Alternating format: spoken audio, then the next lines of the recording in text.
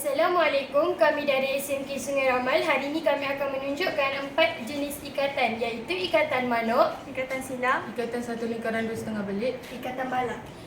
Yang pertama kami akan menunjukkan ikatan silang. Ikatan silang ini untuk mengikat dua batang kayu yang bersilang pada sudut 90.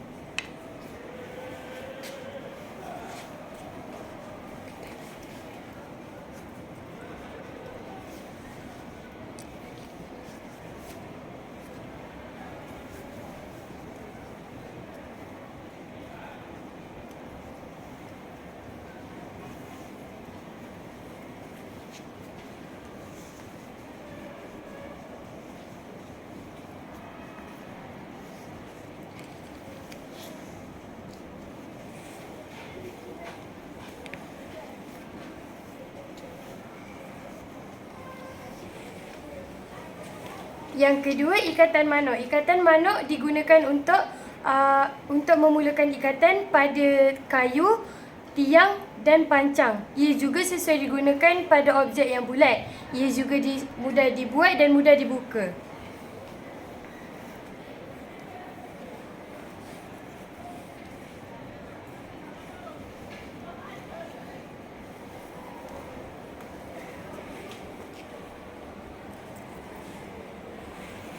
Yang ketiga, ikatan satu lingkaran 2,5 belit digunakan untuk mengikat ujung tali pada pokok dan tiang.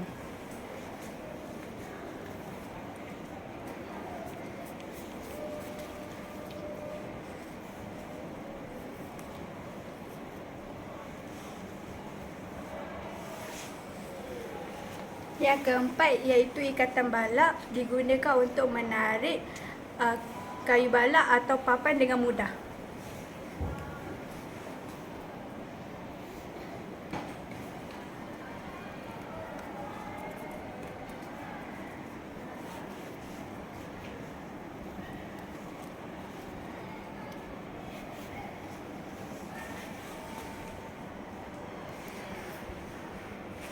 Sekian, terima kasih.